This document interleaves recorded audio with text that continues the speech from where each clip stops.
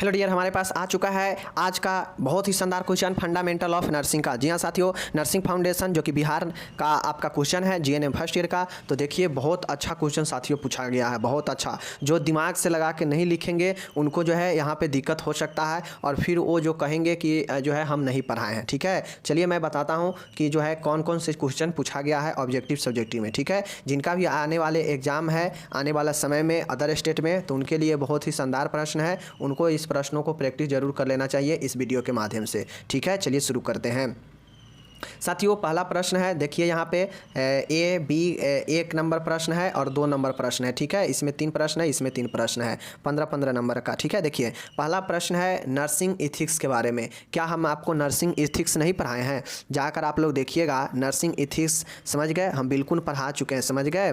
अगर आप लोग कहिएगा कि मैं नर्सिंग इथिक्स नहीं पढ़ाया हूँ तो आप लोग जाकर जो है देख सकते हैं, मैंने नर्सिंग इथिक्स जो है अच्छे से पढ़ा रखा है। ठीक है, ताकि जो है आप लोग को कोई दिक्कत ना हो। ओके, तो नर्सिंग इथिक्स में क्या क्या होता है, मतलब क्या क्या नैतिकता होना चाहिए एक नर्स को, उसी चीज़ों को तो जो है लिखना था। दिमाग लगा के भी लिख सकते थे। जो लोग नैतिक के बारे में जानते हैं, इथिक्स के बारे में, वो लोग आराम से इसको जो है डील कर सकते थे। बाकी जो लोग नहीं जानते हैं कि नैतिकता क्या होता है, किसी भी व्यक्ति का क्या नैतिकता होना चाहिए, पता है ना कि नर्स और जनता के बीच प्यार होना चाहिए, नर्स और चिकित्सा कार्य होना चाहिए, नर्स और व्यवसाय, नर्स और सह कर्मचारी, इन सब को जो है क्या नैतिकता है, कैसे कैसे जो है मिलकर काम करना चाहिए। तो ये जो है आपको नर्स और जनता के बीच, नर्स और चिकित्सा के कार्य, ठीक है, नर्स और व्यवसाय और नर्स और सह कर्मचारी, तो ये इथिक्स वाला हम पढ़ा चुके हैं। ठीक है, अब यहाँ पे देखिए आपको लिखना था कि Indian nursing council code of ethics for nurses के लिए मूल तत्वों को विस्तार से लिखे। अब यही चीज़ को जो है जो मैंने आपको बताया है, ऊपर में शॉर्ट लिखना है कि नर्सिंग नैतिकता होता क्या है, और इसी को जो है जो कोट दिया गया है आईएनसी के द्वारा जो हमने पढ़ाया है, जैसे नर्स और जनता, समझ गए, नर्स और चिकित्सक कार्य, ठीक है, नर्स और व्यवसाय, ठीक है ना। तो इन सब चीज़ों को जो है आपको डिटेल से लिखना था, समझ गए। और नेक्स्ट है 7 नंबर का है कि कोविड-19 में नर्स के भूमिका और जिम्मेदारियों को लिखना था, जो कि एक हम सेपरेट वीडियो नर्सिंग कोविड-19 के ऊपर बनाए हुए हैं। तो इसमें एक नर्स का क्या क्या जिम्मेदारी, क्या क्या भूमिका हो सकता है, इसको लिखना था, समझ गए।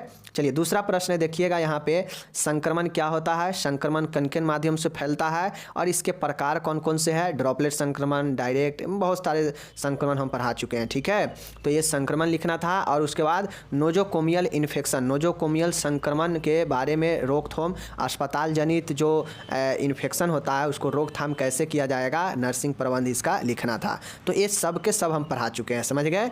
चलिए 30 नंबर प्रश्न यहाँ पे था। 15 नंबर का और क्वेश्चन है यहाँ पे, देखिए क्वेश्चन पूछा है कि बर्न को परिभाषित करें 3 नंबर में। जलना क्या होता है? तो मैं कुछ दिन कल ही वाला वीडियो में फंडामेंटल में हमने पढ़ाया था कि बर्न क्या होता है। तो किसी भी ज्वलनशील चीज़ों के संपर्क में आने से, जैसे रसायन हो गया, इलेक्ट्रिक करेंट हो गया, या कोई पदार्थ हो गया, गर्म पदार्थ हो गया, उसके संपर्क में आने से जो वहाँ के जो टिश्यू नष्ट होते हैं या जो घाव होता है वही जलना होता है, मैं बता रखा है। ठीक है, जलना के लिए हम नर्सिंग प्रबंध भी बता चुके हैं कि गंभीर जले हुए पेशेंट के लिए क्या करेंगे, समान जले हुए पेशेंट के लिए क्या करेंगे। तो यहीं पे तो यहाँ पे नर्सिंग प्रबंध लिखना था। ये 45% आपको जो है कंफ्यूज करने के लिए दिया था, समझ गए ना। बाकी हम पढ़ा चुके हैं गंभीर मरीज के लिए नर्सिंग देखभाल और समान मरीजों के लिए नर्सिंग देखभाल, मतलब समान रूप से जले हुए और गंभीर जले हुए पेशेंट के नर्सिंग केयर, समझ गए, हम बता चुके हैं। ठीक है, और बाकी बर्न के प्रकार तो आप लोग जानते हैं, गंभीर रूप से जले हुए और समान रूप से जले हुए। फर्स्ट ईयर में यही 2 है।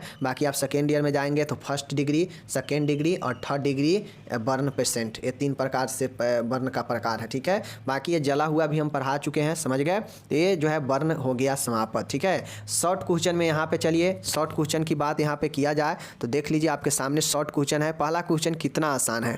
पहला क्वेश्चन मैथ टाइप से आपसे पूछा गया है कि 200 ml जो है कोई द्रव है, ठीक है, 20 घंटे चढ़ाना है, समझ गए।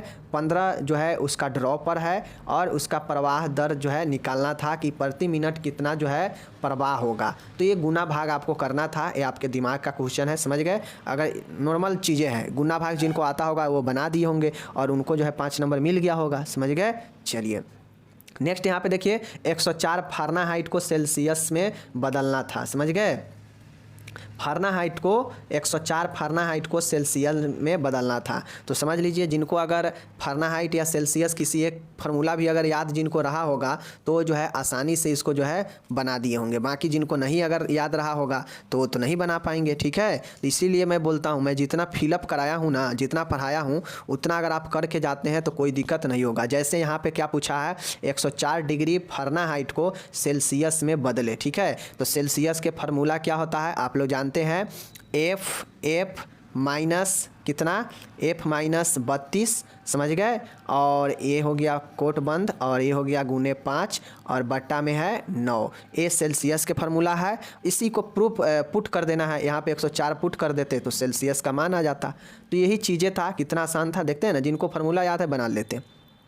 बाकी एनीमा हम पढ़ा ही चुके हैं, समझ गए। एनीमा हम पढ़ा ही चुके हैं। शीत अमल पूछा है, कोल्ड एप्लीकेशन। अब आप लोग को मैं कितना बार बता चुका हूँ, कोल्ड कंप्लीशन एप्लीकेशन जो है क्यों किया जाता है, तो टेम्परेचर शरीर को कम करने के लिए, सूजन को कम करने के लिए, दर्द से आराम दिलाने के लिए, ठीक है। किसी भी खाद्य पदार्थों के लिए को जो है ताजगी रखने के लिए, तमाम तरीके के इसका यूज होता है शीत एप्लीकेशन का, कोल्ड एप्लीकेशन का। बाकी इसमें से आपको 3 ही लिखना था, 4 नहीं लिखना था, ठीक है। तो जो दिमाग वाले होंगे पहला बना दिए होंगे, दूसरा बना दिए होंगे, क्योंकि दोनों हलवा था, समझ गए। दोनों में जो है गुना भाग करना था, और तीसरा एनीमा है, समझ गए।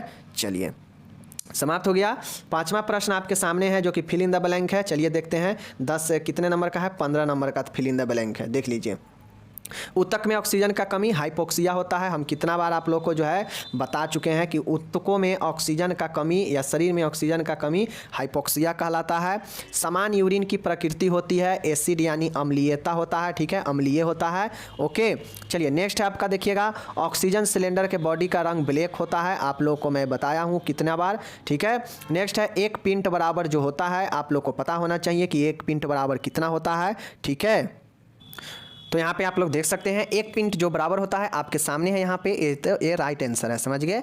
चलिए नेक्स्ट यहाँ पे अब हम लोग देखते हैं, कहता है डैश स्थिति का उपयोग जो है पेल्विक परीक्षण में होता है। तो हम कितना बार बता चुके हैं, और हमें जो है बताए भी थे आपको, जो है लिथोटोमी पोजीशन जो है, समझ गए, राइट आंसर, ठीक है। चलिए श्वसन कष्ट को जो है हम लोग क्या कहते हैं, तो डिस्पेनिया बोलते हैं, आप लोग को पता है, समझ गए। चलिए नेक्स्ट प्रश्न यहाँ पे देखते हैं, बोन मैरो में इंजेक्शन लगाने को इंट्राओसियस बोलते हैं। आप लोगों को पहले पता है कि हम कितना बार बता चुके हैं कि हड्डियों में इंजेक्शन लगाना इंट्राओसियस, समझ गए। सावधानी पूर्वक हाथ की सफाई से संक्रमण कम होता है, समझ गए ना, संक्रमण या जो जीवाणु होता है वो कम होता है, समझ गए।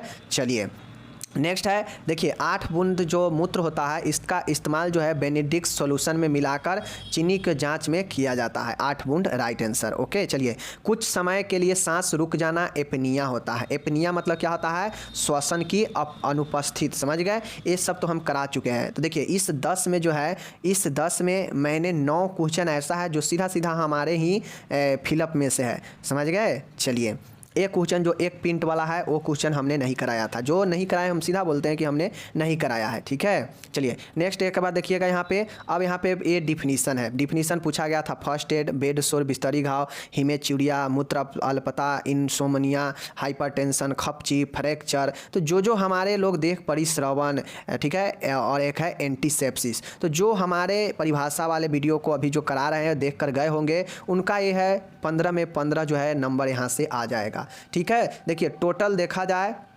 कंप्लीट अगर कहा जाए तो हमने जो पढ़ाया है वो 95%, ठीक है। 95% नंबर जरूर आना चाहिए। 95 मान गए, 5% अगर इधर उधर से क्वेश्चन थोड़ा घुमा के पूछा है तो स्टूडेंट को मान गए गड़बड़ा जाएगा, लेकिन 95% तो जो है एकदम आना चाहिए नंबर। जितना मैं पढ़ाया है उसी के अंदर से टोटल सब्जेक्टिव ऑब्जेक्टिव है, ठीक है। चलिए अब मैं विदा लेता हूँ, आप लोग कमेंट करके बता सकते हैं। धन्यवाद।